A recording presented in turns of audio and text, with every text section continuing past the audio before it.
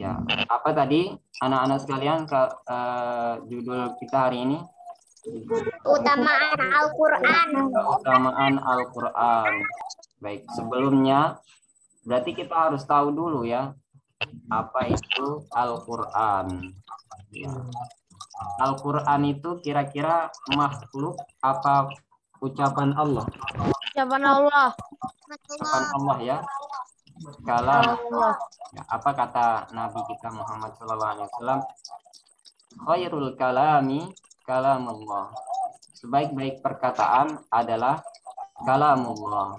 Perkataan Allah Subhanahu wa taala. Yang dimaksud itu apa? Quran. Al-Quran. Ya. Jadi Al-Quran itu bukan makhluk ya, anak-anak sekalian. Al-Quran itu kalamullah. Paham tuh? Fahimna. Ya, terus sekarang Ustadz mau tanya, ada yang tahu kapan diturunkannya Al-Quran? Di bulan Ramadan. Bulan Ramadan. Bulan Ramadan. Ya, dalilnya di surah Al-Baqarah ya, ayat 185. Ayat. Ramadan allazi unzila fihi al-Quran. Ya, bulan Ramadan yaitu bulan di mana tempat waktu diturunkannya Al-Quran ya. 17 Ramadan. Ya, barakallahu fiik, Masya Allah ya.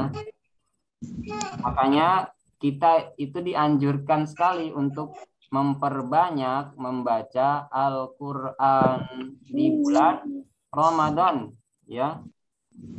Itu sebagai teladan, kita meneladani orang-orang terdahulu, salafus soleh, orang-orang soleh yang terdahulu. Siapa itu? Ya, Nabi kita Muhammad SAW, terus para sahabat, terus para ulama ya, dan orang-orang yang senantiasa mengikuti jalan beliau Sallallahu Alaihi Wasallam. Dan di antara rukun iman, anak-anak sekalian, rukun iman itu salah satunya adalah beriman kepada kitab-kitab Allah Subhanahu wa taala. Salah satu kitab Allah yang diturunkan kepada Nabi Muhammad SAW adalah Al-Quran. Ya. Jadi Al-Quran, kita percaya, kita beriman, itu merupakan salah satu rukun iman ya. Maka tidak sah iman seseorang kalau dia tidak percaya, kalau dia tidak meyakini akan kebenaran dari Al-Quran itu.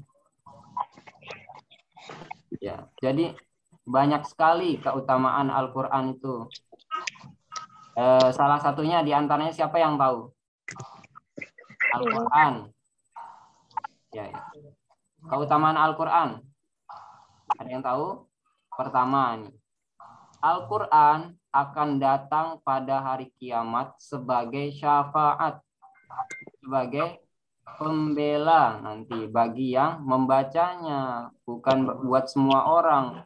Siapa yang senang baca Al-Quran, siapa yang dekat dengan Al-Quran, itu yang akan dibela oleh Al-Quran. Al-Quran nanti akan datang pada hari kiamat membela orang yang membaca. Siapa yang bilang? Rasulullah Shallallahu Alaihi Wasallam bersabda, ya, Qra'ul Quran, bacalah oleh kalian Al-Quran itu, fa innahu ya'ti yaumal qiyamah syafi'an li ashabi. Ya, baca Al-Quran itu karena sesungguhnya nanti pada hari kiamat Al-Quran itu akan datang kepada orang yang senantiasa membacanya. Al-Quran itu datang sebagai pembela di saat kita kesepian. Teman-teman kita nggak bisa menolong kita. Apalagi orang yang tidak kita kenal, walaupun baik, tidak bisa. Karena saat di hari kiamat nanti kita kesepian, dan yang hanya menjadi pembela kita yaitu Al-Quran dan amal soleh yang kita lakukan di dunia. Makanya orang yang malas membaca Al-Quran itu jangan harap dia nanti mempunyai pembela, mempunyai teman di hari kiamat. Kemudian di antara keutamaan Al-Quran selanjutnya apa anak-anak sekalian? Tadi menjadi syafaat. Kemudian yang kedua, banyak ya, tapi kita tidak membahas semuanya. Hanya yang poin-poin pentingnya saja kita ambil di sini. Di antara keutamaan yang Nabi Shallallahu Alaihi Wasallam sebutkan adalah menjadi manusia yang terbaik. Khairukum man ta'allamal Qur'an wa 'allamahu. Sebaik-baik kalian adalah yang belajar Al-Qur'an dan yang mengajarkannya, ya. Makanya jangan malas ya kita belajar Al-Qur'an, walaupun kita terbata-bata itu tetap mendapatkan 2 pahala. Apalagi sampai kita mahir, sampai kita lancar, sampai kita teorinya menguasai, praktiknya, Masya Allah ya, itu akan bersama dengan para malaikat yang mulia. Rasulullah Shallallahu Alaihi Wasallam katakan, alladzi yaqra'ul Qur'an wa huwa mahir bihi ma'asafaratil kiramil bararah. Orang yang mahir, yang pandai baca Al-Quran itu akan bersama dengan para malaikat yang mulia. Sedangkan orang yang terbata-bata, walladzi yaqra'ul Qur'an wa yatata'ta'u fihi wa huwa 'alaihi syaqqun lahu ajrani. Sedangkan orang yang terbata-bata, orang yang masih mengeja bacanya walaupun belum lancar, itu tetap mendapatkan kebaikan. Dia akan mendapatkan apa anak-anak sekalian? Mendapatkan 2 pahala, ya. Jadi nggak ada ruginya orang baca Al-Quran itu. Walaupun cuman belajar, jangan bosan. Kok baca Al-Quran kok sulit sekali, susah sekali, saya kok nggak bisa-bisa. Ini merasa bosan, akhirnya berhenti baca Al-Quran. Jangan seperti itu ya. Kita tujuannya baca Al-Quran itu untuk mendapatkan ridho dan rahmat dari Allah Subhanahu wa Ta'ala, biar diberikan ganjaran pahala yang besar. Jadi nggak ada ruginya orang yang pandai itu bersama para malaikat, sedangkan yang masih belajar terbata-bata mengeja itu tetap diberikan 2 pahala, dan 1 kebaikan itu dilipat gandakan, pahalanya menjadi 10 kebaikan. Bayangkan ya, banyak sekali keberkahan dari Al-Quran itu. Makanya kenapa kita harus berinteraksi dengan Al-Quran ya? Karena Al-Quran itu tadi khairul kalam, adalah perkataan yang terbaik. Terus Al-Quran menjadi syafaat bagi pembacanya, menjadi pembela. Kemudian kita menjadi manusia terbaik karena Al-Quran. Allah tinggikan derajat seseorang, Allah rendahkan derajat seseorang, itu karena Al-Quran ya. Makanya itu kenapa kita harus banyak-banyak berinteraksi dengan Al-Quran. Kemudian anak-anak sekalian, Al-Quran itu bisa menjadi pelindung kita dari sihir. Nah, jadi ketika kita malas baca Al-Quran, iman kita itu ringkih. Dan benteng kita itu rapuh dari sihir-sihir. Ya, sihir itu ada loh. Ya, sihir, tukang sihir yang menghembuskan sihir buhul-buhulnya itu ada. Jadi pelindung kita dari hal-hal yang buruk seperti itu adalah Al-Quran. Itu sebagai pelindung kita. Makanya banyak-banyak kita membaca Al-Quran itu sebagai benteng ya, buat diri kita sendiri. Makanya orang yang baca Al-Quran itu nanti di hari kiamat temannya, pembelanya banyak. Terus dia imannya kuat, insya Allah. Terus menjadi manusia terbaik, apalagi melindungi dirinya dari sihir ya. Makanya orang yang menunjukkan bahwa orang yang memperhatikan Al-Quran, senantiasa bersungguh-sungguh belajar Al-Quran dan membacanya, itu dia tetap berada dalam kebaikan.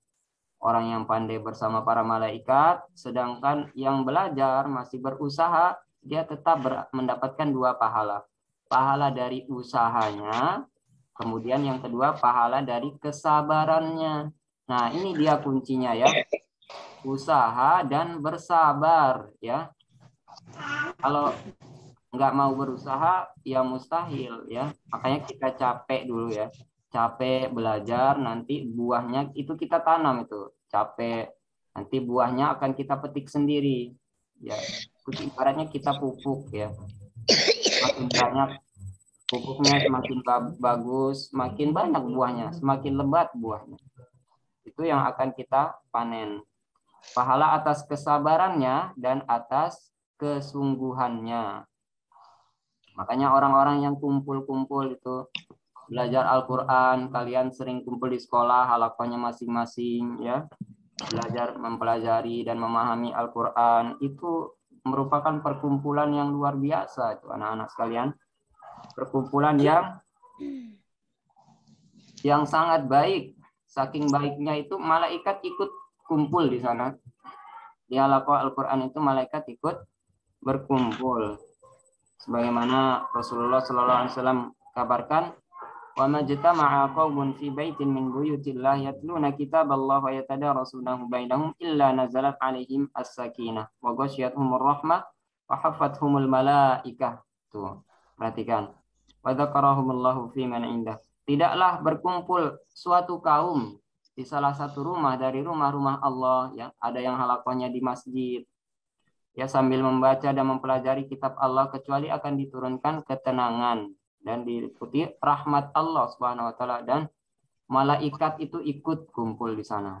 Masya Allah, banyak sekali ya keutamaan Al-Qur'an ya. Jadi kalau kita capeknya karena belajar, capeknya karena ngaji, maka ini baik ya. Insya Allah anak kalian siap ya. Insya Allah sabar ya dalam kebaikan, siap menjadi sahibul Quran. Insya Allah siap ya, semangat. Bahkan kebaikannya, keutamaan Al-Quran ini bukan cuma didapatkan di dunia, mendapatkan keberkahan dari Allah Subhanahu wa taala bukan cuma di dunia, tapi nanti di akhirat mendapatkan ganjaran pahala yang besar dan surga hadiahnya.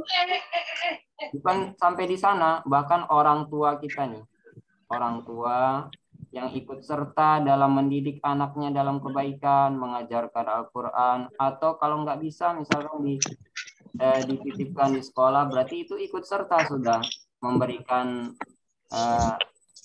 pengajaran, diserahkan sama guru-guru, itu ikut serta dalam mendidik anaknya membaca dan mempelajari ilmu agama ya. Jadi terus mengalir pahalanya buat orang tua kita, anak-anak sekalian. Kemudian tadi dikatakan apa? Shahib Al-Quran adalah mereka yang dekat Al-Quran, selalu menempel sehari-harinya membaca Al-Quran. Maka orang yang berinteraksi dengan Al-Quran itu digolongkan ke dalam 4 golongan manusia, anak-anak sekalian ya. Bagaimana Rasulullah katakan, al-mu'min alladzi yaqra'ul Qur'an, ya Ustaz bacakan ya maknanya ya biar cepat ya.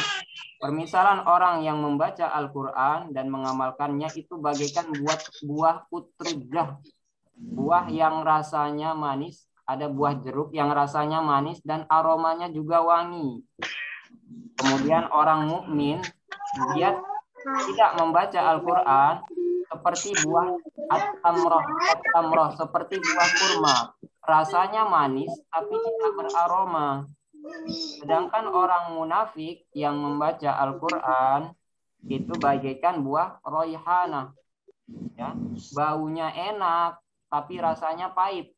Rasanya nggak enak, harum, tapi ketika dimakan nggak enak. Sedangkan orang munafik, orang fajir yang tidak membaca Al-Quran seperti buah hanzolah namanya. Hanzolah rasanya pahit, baunya juga nggak enak. Itu perumpamaan seorang yang berinteraksi dengan Al-Quran. Yang paling baik adalah apa tadi? Buah utrujah. Rasanya enak, baunya juga wangi ya. Makanya di sini baunya wangi semua ini, Masya Allah. Mungkin anak-anak karena Wanginya membaca kayak gimana, Al-Quran Tat? di ruangan ini, tapi ya nggak tahu kalau di sana. Itu perumpamaan ya, seseorang yang membaca Al-Quran baunya wangi dan rasanya juga enak. Siapa yang sudah membaca Al-Quran hari ini? Siapa? Saya. Sampai hari ini sudah dapat berapa juz Al-Qurannya? 6 juz. 6 juz. Ada yang lebih dari itu? Sekarang hari ke-12. Ada yang sudah dapat 12 juz? Tidak. Tidak. Tidak ada. Banyak ya? Ya, Masya Allah ya. Jadi tadi itu orang munafik yang baca Quran aja itu penjahat yang baca Quran itu aromanya wangi ya. Aromanya aja bisa berubah tuh, wangi jadinya. Walaupun rasanya pahit. Jadi, maka perhatikan ya anak-anak sekalian, jangan capek untuk belajar ya, usaha terus dan bersabar. Itu tadi kuncinya. Ya. Ya, disiapkan. Nanti ada soal loh. Ustaz, ada kuis enggak? Ya, insya Allah ada kuisnya ya. Nanti di-share di linknya. Di kolom chat ada kuis. Sebentar, Ustadz cek dulu ya. Ada yang ketinggalan nggak Ustadz sampaikan tadi? Nanti nggak bisa dijawab ya.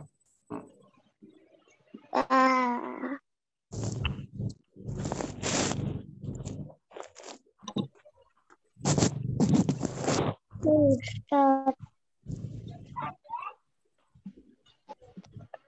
Ya, insya Allah sudah semua ya.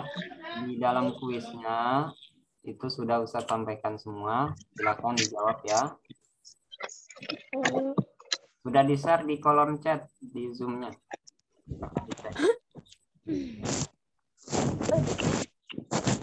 Baik, cukup ya anak-anak sekalian. Semoga ini bisa memotivasi kita semua untuk senantiasa meningkatkan interaksi kita dengan Al-Quran ya. Itu cuma sebagian kecil loh yang tadi disebutkan karena waktunya terbatas ya. Sebenarnya banyak sekali keutamaan-keutamaan membaca Al-Quran itu ya, anak-anak sekalian. Jadi kita cukupkan sampai di sini karena waktunya terbatas. Barakallahu fikum. Baik, kita tutup ya. Saya akhiri dengan membaca doa kafaratul majlis. Subhanakallahumma wa bihamdika asyhadu an la ilaha illa anta astaghfiruka wa atubu ilaik. Yang lain semangat ya membaca kuisnya. Kalau memperhatikan insya Allah bisa jawab. Ya, barakallahu fikum. Ustaz ucapkan jazakumullah khairan.